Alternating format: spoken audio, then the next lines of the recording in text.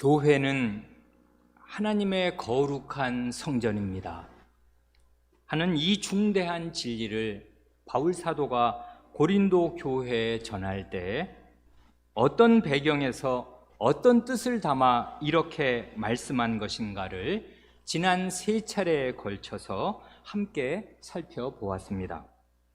오늘은 이와 관련하여서 고린도전서 3장의 중간 부분에 나오는 10절로 15절의 말씀을 마저 살펴보려고 합니다. 그런데 10절 바로 앞에 나오는 그 9절에서 사도는 우리는 하나님의 동역자들이요 너희는 하나님의 밭이요 하나님의 집이니라 하고 말씀하는데, 이 말씀의 뜻이 깊고 깊습니다. 이 구절에서 최소한 2가지 점을 주목해 보면 좋은데요, 하나는 하나님의 성호를 사용하는 방식이고요, 다른 하나는 이 구절이 그 앞뒤의 모든 내용을 요약하고 제시하는 방식입니다. 첫째로, 이 짧은 한 구절에 마치 만세 만세 만세 이렇게 만세 삼창을 하듯이 하나님의 성호가 내리 3번을 울려 퍼집니다. 우리말 성경은 이 구절을 우리말답게 번역을 잘 해서 우리는 하나님의 동역자들이요 너희는 하나님의 밭이요 하나님의 집이니라 이렇게 하였는데요, 이렇게 번역하면 어쩔 수 없이 맨 앞에 나오는 우리와 너희가 대조되면서 전면에 부각되게 됩니다. 그렇지만은 사도의 원래 의도는 여기서 우리와 너희를 부각시키고 강조하려는 것이 아니라 오히려 하나님을 부각시키고 강조하려는 것입니다. 그래, 원래는 그 한마디 한마디를 할 때마다 맨 앞에 하나님이 3번 나오도록 그렇게 썼습니다. 그래, 좀 투박하지만은 원래의 어순을 살려서 이 구절을 직역한다면은 이렇게 할 수 있을 것입니다. 하나님의 동역자들이 우리요 하나님의 밭이요 하나님의 집이 여러분입니다. 하나님의 강세가 주어집니다. 그런데 아시는 대로 본래 정통 유대인들은 10계명의 제3계명 너는 너의 하나님 여호와의 이름을 망령되이 헛되게 쓸데없이 입에 올리지 말아라 하신 그 계명을 태산 같은 무게로 받아들여서 하나님의 성호 자체를 자기 입에 올리는 일을 극력 조심하는 게 완전한 버릇처럼 되어 있습니다. 그래, 이게 성경 기록에도 나타나는데요, 하나님 나라라고 분명히 말해야 할 때도 그 하나님 나라에 하나님이라는 말을 하기가 대단히 조심스러워서 하나님이라는 그 성호를 쓰는 대신에 하나님께서 계시는 하늘을 대신 써서 하늘나라라고 한단 말입니다, 많은 경우에.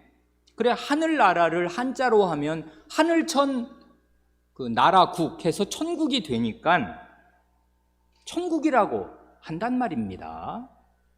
그래, 성경에 나오는 천국이라는 말은 그 실제의 핵심을 딱 들여다보면 그건 그냥 무슨 파라다이스, 낙원 이런 천국, 천국 같다 이러는 천국을 말하려는 게 아니라 하나님의 나라, 하나님이 왕으로 계시고 하나님이 다스리시고 하나님이 계시는 하나님 나라를 말하려고 하는데 하나님이라는 성호를 쓰기가 이제 주저되고 저어되어서 천국, 하늘나라라고 하는 것뿐입니다.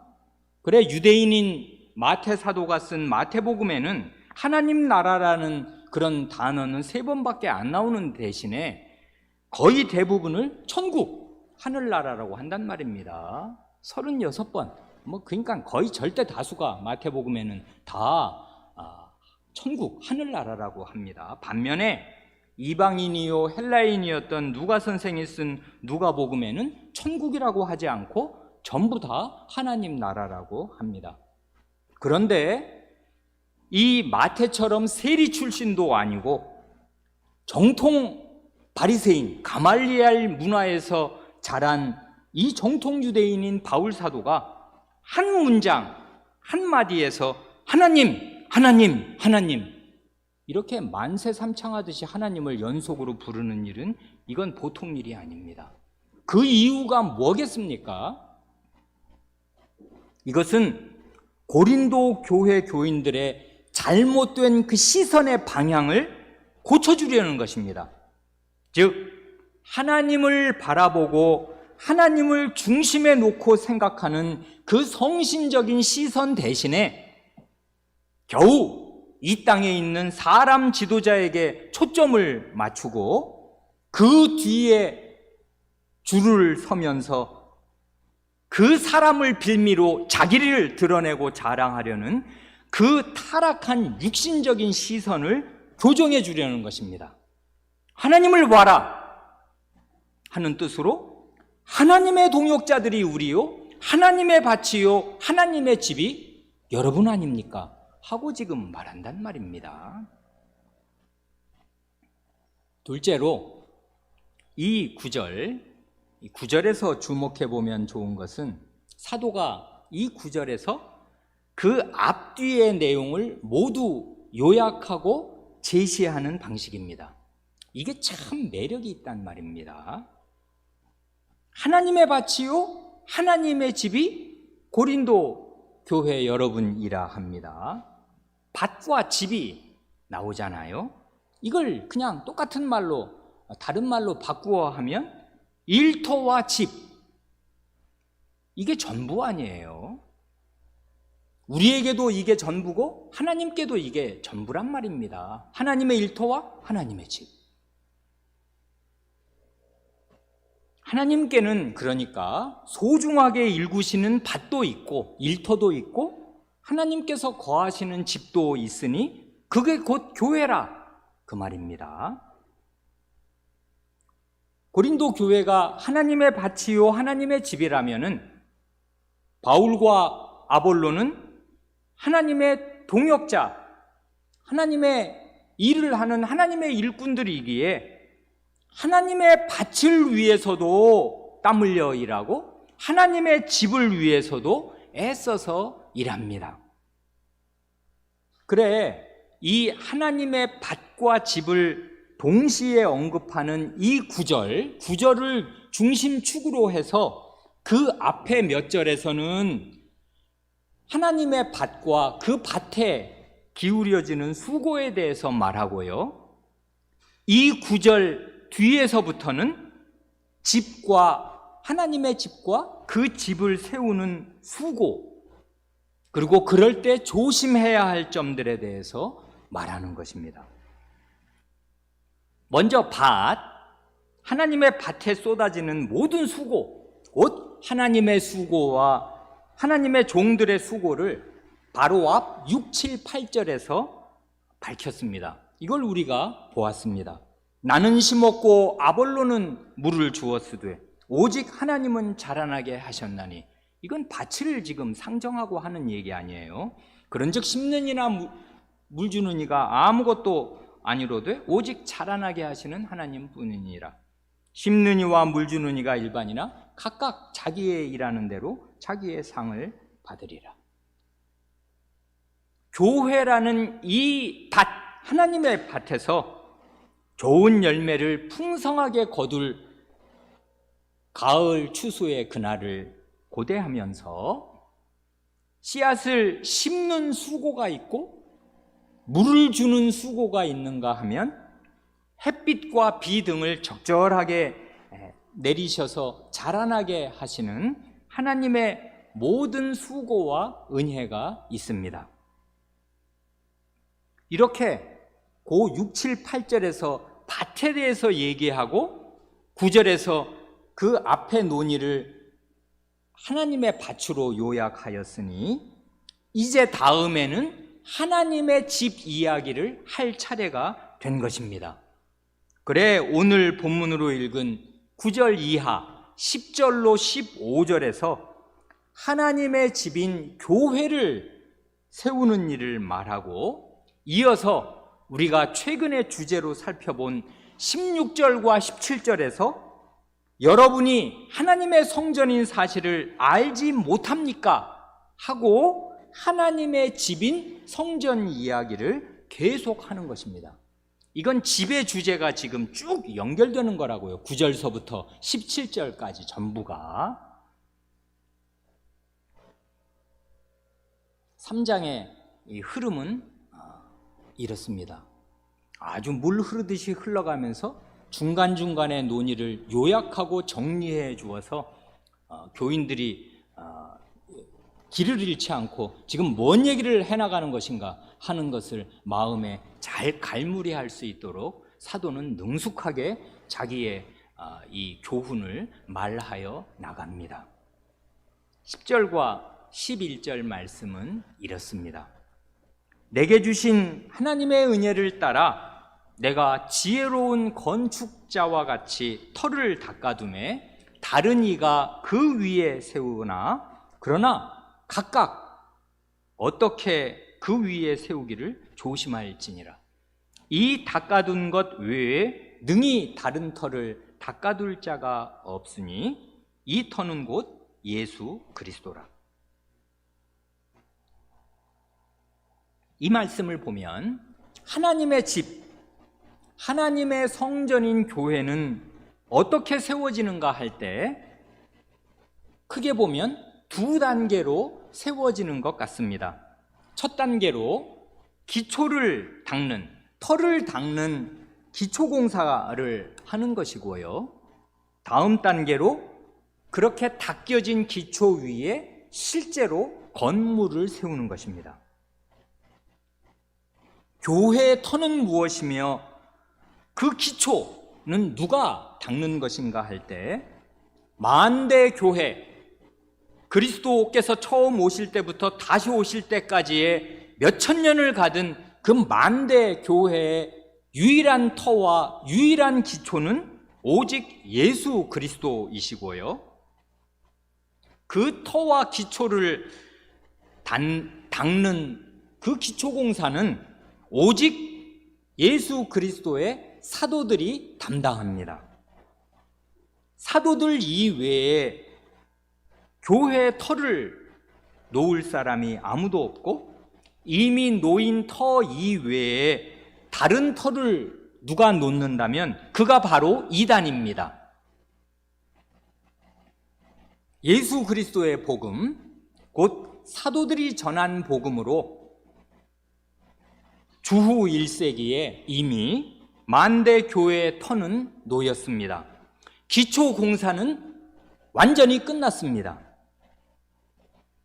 그럼 그 만대 교회의 터가 되는 예수 그리스도의 복음, 곧 사도의 복음의 요체가 무엇인가 할 때 그걸 우리가 그 전에 얼마 전에 살펴본 사도행전 2장의 베드로 사도의 신약시대 첫 강설, 오순절 강설 등으로 설명할 수도 있겠고요.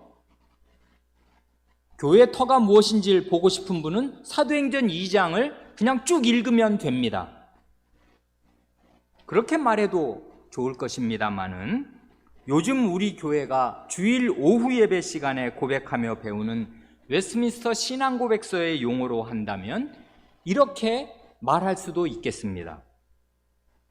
교회의 터, 예수 그리스도의 순정한 복음, 사도의 복음이란 곧 하나님께서 영원한 생명으로 선택하신 자기 자녀, 자기 사람들을 예수 그리스도의 복음으로 효력 있게 부르시고 부르신 사람들을 의롭다고 선언하시고 의롭다 하신 사람들을 양자로 삼으시고 양자로 삼으신 사람들을 거룩한 자녀로 양육해 가신다 하는 그것입니다. 이걸 가장 간단히 몇 단어로 그냥 한자어로 요약한다면 부르심, 곧 소명, 칭의, 양자, 성화, 그리고 영광스럽게 되는 영화, 영원한 생명을 얻어서 영광스럽게 되는 영화, 이렇게 소명, 칭의, 양자, 성화, 영화 이런 말들로 요약할 수 있겠습니다. 또한 예수 그리스도의 복음, 곧 사도의 복음은 반드시 믿음과 회개와 믿음을 함께 전하는 복음이고요. 그래서 죄인이 자기 죄를 버리고 하나님께로 돌아와서 그리스도의 모든 말씀을 믿고 순종하면서 살도록 하는 복음입니다. 이게 빠지면 회개와 믿음, 믿음과 회개 가운데 어느 하나가 가벼이 취급되거나 빠지면 그건 사도의 복음, 예수 그리스도의 복음은 못 될 것입니다. 결국 회개란 죄를 버리고 죄에서 돌이켜 하나님께로 나아오는 것이니까 이 죄를 중심으로 이 예수 그리스도의 복음을 표현한다면 예수 그리스도의 복음, 곧 사도의 복음이란 죄인이 예수 그리스도를 믿고 그리스도와 연합될 때 죄의 형벌로부터 구원을 받을 뿐만 아니라 이 세상 사는 동안에 그 집요하고 무서운 죄의 세력, 죄의 권세로부터도 구원을 능히 받을 수 있고 그 구원을 경험하고 입증하며 마침내 이 지긋지긋한 죄된 존재로부터도 완전히 구원받는다 하는 사실을 모두 전하는 복음이 예수 그리스도의 복음이요 사도의 복음입니다. 이 예수 그리스도의 복음, 사도의 복음이 신약 성경으로 완비되었고 이 복음을 가장 잘 요약해서 복창하는 것이 사도신경 이래의 역대의 신앙 고백서들과 요리문답입니다.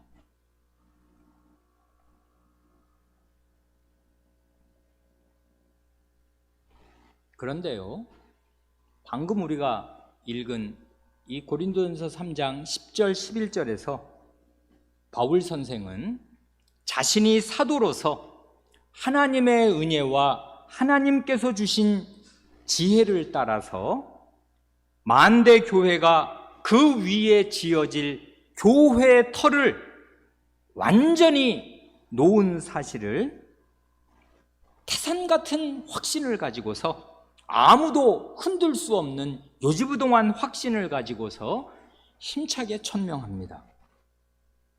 그래 여기 보면 내가 이미 하나님의 은혜와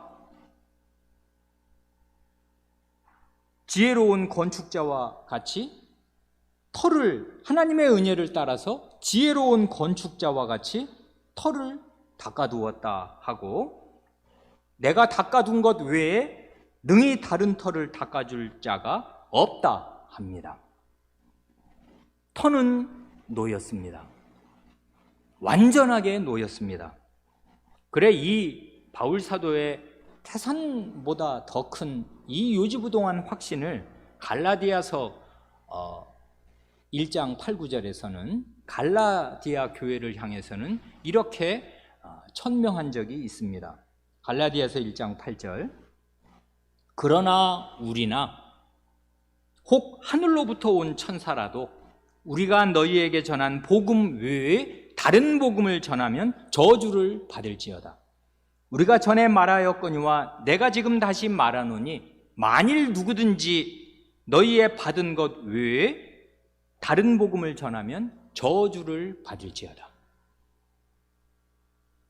사도는 이 말씀에서 정말 기상천외하게도 다른 복음을 전할 가능성이 있는 존재로 도무지 생각할 수 없고 거기에 포함시킬 수 없을 두 부류까지 포함시켜서 말합니다. 곧 우리 바울 사도 자신을 포함한 사도단이나 하늘로부터 온 천사가 그것입니다. 아니, 자기 자신이 이런 복음을 전했는데 바울 사도가 다른 복음을 전할 리가 있겠습니까? 그런데 이미 사도로서 전한 복음의 그 완전함을 너무나 확신을 가지고 이야기하려고, 심지어 우리라도, 사도단이라도 이미 전한 그 복음 외에 다른 복음을 전하면 저주를 받을지어다 하고 저주를 선언하고요, 뭐 하늘에서 내려온 천사라고 할지라도 우리가 전한 복음 외에 다른 복음을 전하면 저주를 받을지어다 합니다. 이건 정말 기상천외한 발언 아닙니까? 사도 자신, 사도단이나 하늘에서 온 천사가 다른 복음을 전할 리는 천부당 만부당하고 그럴 리는 1%도 없는 것이지만, 그렇다고 하더라도 그는 저주를 받을 것이다 하니, 그래, 그 다음 갈라디아서 1장 9절이 성립한단 말입니다. 그러니 누구든지 너희의 받은 것 이외에 갈라디아에 이미 전해져서 터가 놓인 그 복음 이외에 다른 복음을 전하면 그는 여지없이 저주를 받을 것이다 한단 말입니다. 사도는 자기가 전한 복음이 완전 무결한 교회에 털을 놓을 수 있는 복음임을 이렇게 확신하였습니다. 사도가 이렇게까지 확신 있게 말할 수 있는 근거가 뭔가? 그 근거의 일부를 오늘 우리가 본문으로 함께 읽은 고린도전서 2장 앞부분에서 발견할 수 있겠습니다.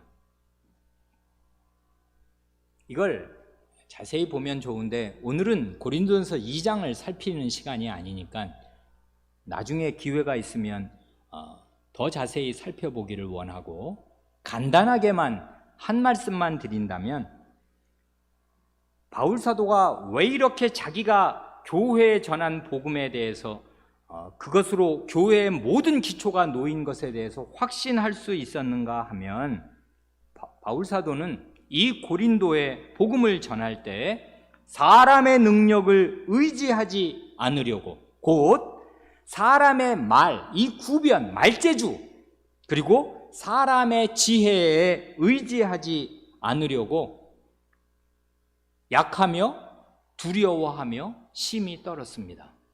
이게 우리가 아는 바울 사도의 기질과 성정과 정반대라고요. 바울 사도가 얼마나 강단 있는 사람입니까? 베드로 사도를 면책한 사람이고, 자기를 예루살렘 교회에 소개하고 자기를 교회의 사역자로 만들어준 그 스승 같고 은인 같은 바나바와 의견을 달리해서 갈라서기도 한 사람입니다. 강직한 사람이고, 자기가 믿는 진리에서 조금만 어긋난다고 생각하면 그것을 전혀 1푼도 양보하지 않고 끝까지 밀어붙인 강력한 사람입니다. 이렇게 강력한 그 심장을 가진 사람이 또 있었는지 우리는 잘 알지 못합니다. 그런데 이런 사도가 그리스도께서 나를 세우셨고 하나님께서 나를 그리스도의 사도로 부르셨다 하는 것을 요지부동하게 믿었는데, 그런 사도가 이 고린도에 와서 복음을 전할 때는 확신을 가지고 전한 것이 아니라 벌벌벌벌 떨었습니다. 그 떤 이유는 자기가 전하는 복음이 그리스도의 복음이 아닐까 봐 떤 것이 아니고 자기 자신을 의지할까 봐 떨었습니다.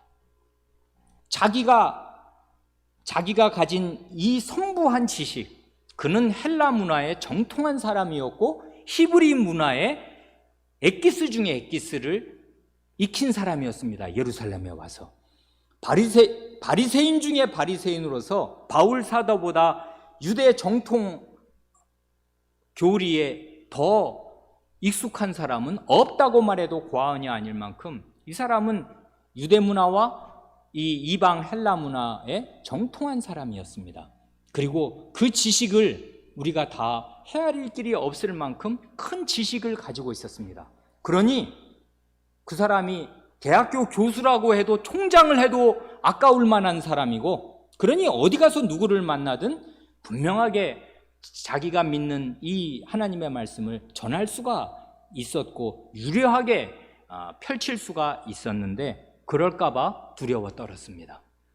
자기의 지식, 자기의 말주변, 자기의 지혜의 그 멋진 말로 이 복음을 전해서 사람의 믿음이, 고린도 교회의 믿음이 자기가 말한 사람의 지혜 위에 건설되지 않게 하려고 자기는 약하게 되었고, 자기는 두려워하였고, 자기는 떨었습니다. 그래, 오직 예수 그리스도와 예수 그리스도의 십자가, 유대인은 끔찍하게 싫어하고, 왜냐하면 그건 하나님께 저주를 받은 저주의 상징이니까, 십자가 그러면은 나무에 달린 것, 그러면 유대인들은 아예 상종할 수 없고 가까이 갈 수 없는 것이란 말입니다. 유대인은 질색을 하고, 헬라인으로 볼 때는 십자가 그러면 그건 그냥 사형틀이니까 미쳤습니까? 사형수를 믿고 따르게? 아니란 말입니다. 그러니 십자가는 전 세계 어느 사람에게도 환영받을 일이 아니었습니다. 유대인들에게는 배척을 받고 헬라인들에게는 무시받고 멸시받을 십자가였는데, 하필 하나님의 모든 지혜와 하나님의 모든 사랑과 하나님의 모든 공의가 십자가로 구현되었으니 이 세상 사람들과 유대인들이 알아주든 배척을 하든 상관이 없이 예수 그리스도와 예수 그리스도의 십자가만을 알기로 작정하였습니다. 무시받아도 상관이 없었습니다. 그 무시받는 것을 피해가려고, 그걸 모면하면서 어떻게든지 복음을 전해보려고 머리를 쓰지 않으려고 이 사람은 약하고 두려워하며 떨었습니다. 그래서 결국 성신의, 사람의 능력과 사람의 지혜가 아니라 성신만 나타나고 성신의 능력만 나타나도록, 그래서 고린도 교회 교인들의 믿음이 오직 하나님의 능력 위에 건설되게 하려고 애썼습니다. 그래, 자기가 하나님 앞에서 이걸 성경에 기록할 만큼 이런 자기 부인 위에서 성신과 하나님, 예수 그리스도, 이건 결국 말하면 성삼위 하나님만을 온전히 의지하고 자기가 부인된 상태에서 이 복음을 전했기에 이 복음에 관한 한 어떤 양보도 없었습니다. 이 복음은 완전한 복음이었고 완전하게 전해졌습니다. 복음을 전할 때 철저히 자기를 부인하면서 성삼위 하나님만을 의지한 이 사도적인 복음으로 만대 교회의 터가 놓였습니다. 이걸 나중에 좀 더 고린도전서 2장 전체의 문맥, 이 얘기 지금 왜 하려는 것인가 하는 것은 나중에 더 말씀드릴 수 있는 기회가 있기를 바랍니다. 그런데요, 지금 우리가 오늘 살펴보기를 원하는 이 10절로 15절 말씀, 이거 우리가 읽었으니까 대단히 어려운 이야기도 아니고 6절 밖에 안 되니까 쭉 읽으면 이 성격을 금방 알 수 있는데, 10절로 15절, 3장 10절로 15절의 성격을 한마디로 하면 이건 경고입니다. 누구를 향한 경고인가 하면 교회의 목사들을 향한 경고입니다. 즉 사도들의 뒤를 이어서 교회에서 하나님의 말씀을 전하는 사역자들, 그럼으로써 사도가 든든히 닦아놓은 이 영원한 터 위에서 하나님의 집을 실제로 건설하게 되는 목사들이 극력 조심하지 않으면 어떤 두려운 파국과 결국을 맞게 될 것인가를 경고하는 것입니다.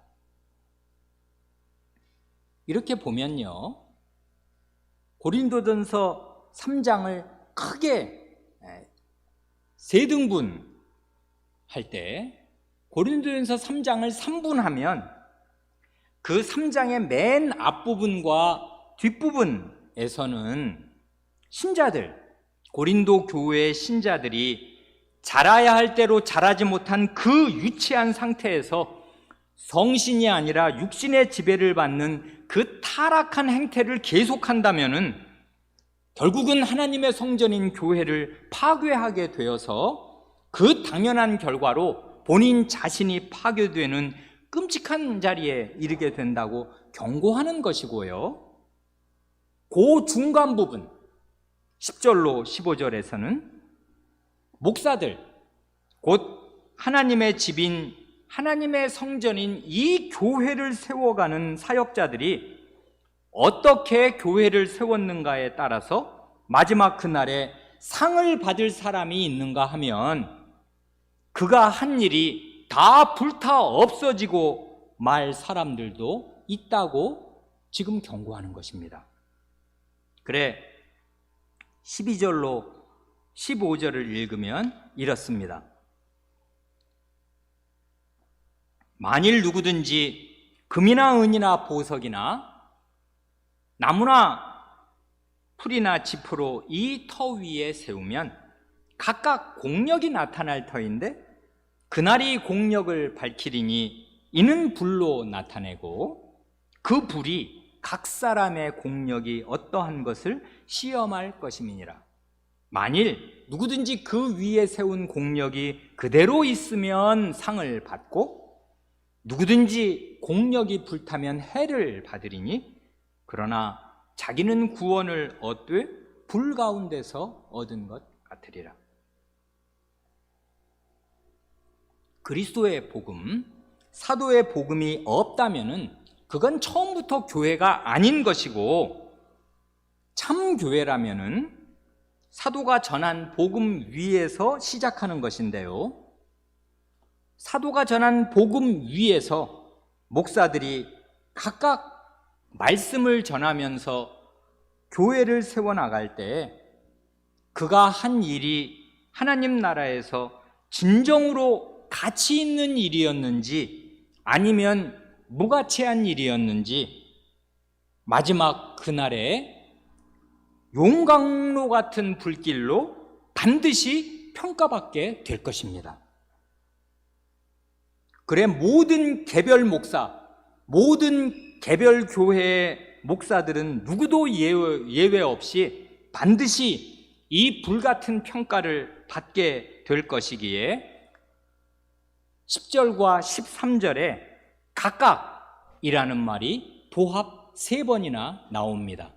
각 사람에게 이 평가가 있을 것입니다. 이 평가와 시험에서 면제받는 목사는 단 한 사람도 없을 것입니다.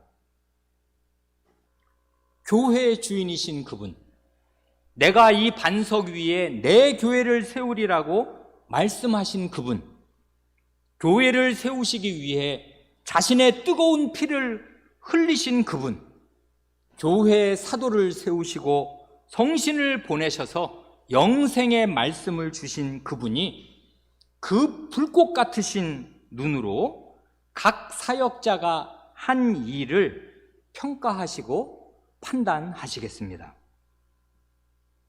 그날에 주님의 그 불꽃 같으신 눈앞에서 그가 한 일이 금이나 은이나 보석처럼 결코 불타 없어지지 않을 영원한 가치가 있는 것으로 드러나서 상을 받을 목사가 있겠습니다.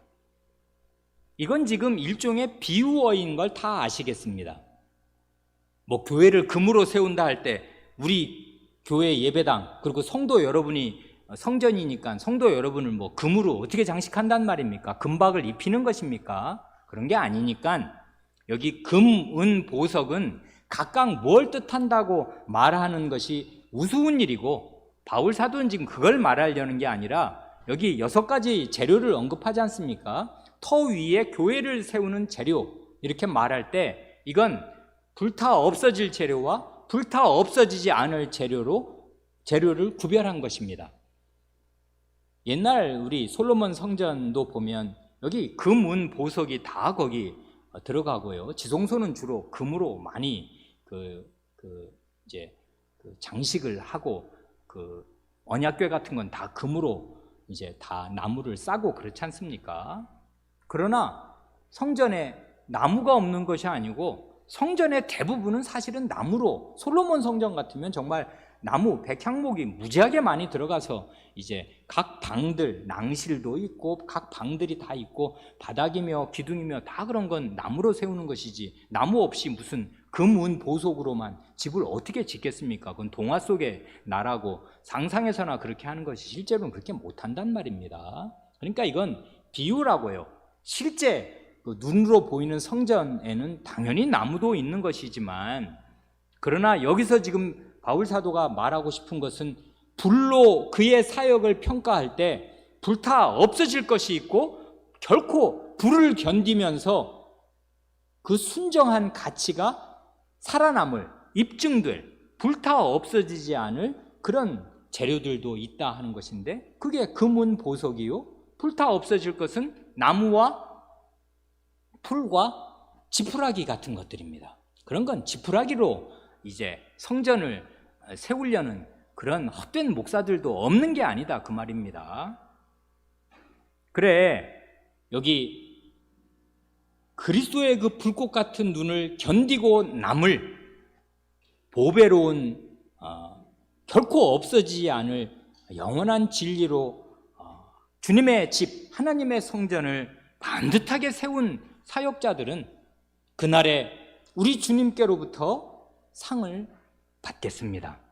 주님이 이 일을 위하여 목숨을 흘리셨는데, 그 주님과 한마음 한뜻이 되어서 주님의 사도들이 전한 그 복음의 깊이를 바르게 드러내면서 주님의 집을 세운 종들을, 하나님의 동역자들을 주님께서 결코 방관하시거나 가만히 두시지 않고 반드시 상 주시겠습니다. 반면에 그가 한 일이라는 것이 나무나 풀이나 집처럼 불길에 다 타버리고 말아서 목사로 한 일이라고는 아무것도 남은 게 없이 그가 한 사역과 그가 전한 모든 말이 다 홀라당 타버리고 겨우 제 목숨 하나만 구원받을 그런 부끄러운 목사들도 있을 것입니다.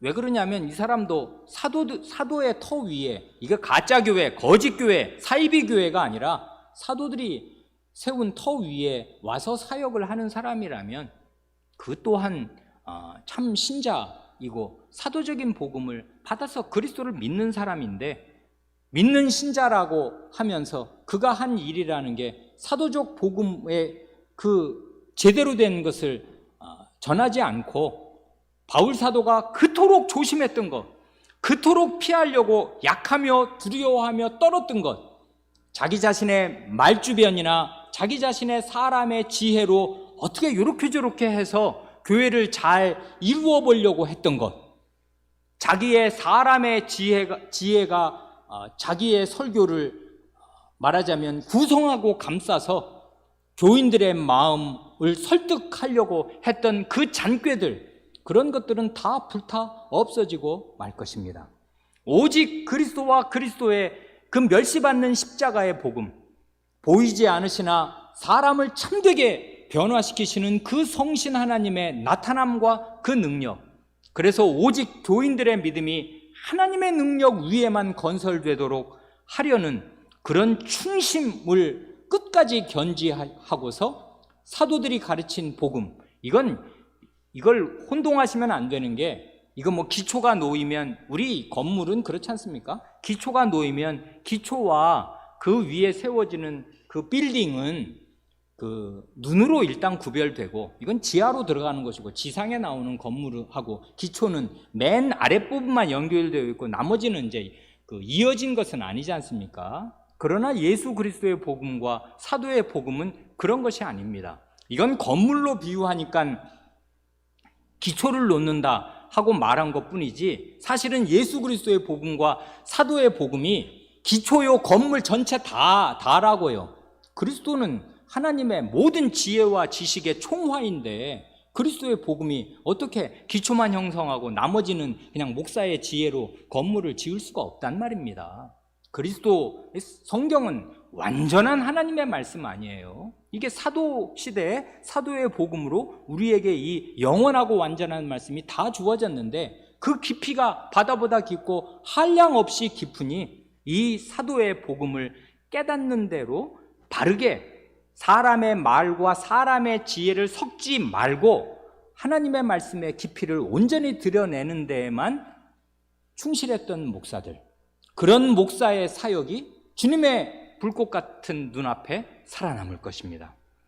그래, 목사로 일하는 사람이라면, 그리고 앞으로 목사가 될 사람이라면은 용광로 같은 불길로 평가받게 될 그날을 늘 기억하고서 자기가 준비하는 말씀, 자기가 전하는 그 말씀이 과연 예수 그리스도 자신의 말씀인가?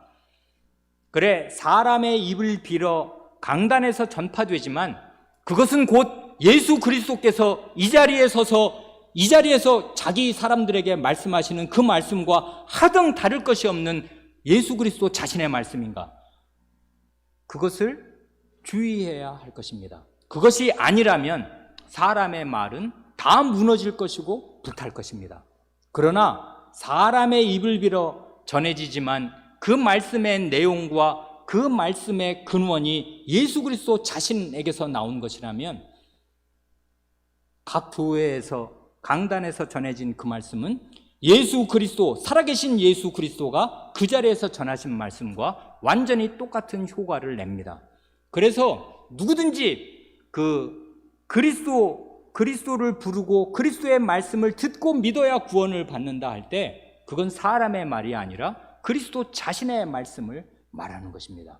여러분은 그리스도의 말씀을 들어야만 하는 그리스도의 사람들이고 하나님의 자녀들이므로 그리스도 이외에 다른 사람의 말을 들을 수 없고 들어서는 안 됩니다. 그러니 이것은 목사의 책임이기도 하고 목사의 말을 그리스도의 말로 분별하며 들어야 할 교인의 책임이기도 합니다. 기도드리시겠습니다.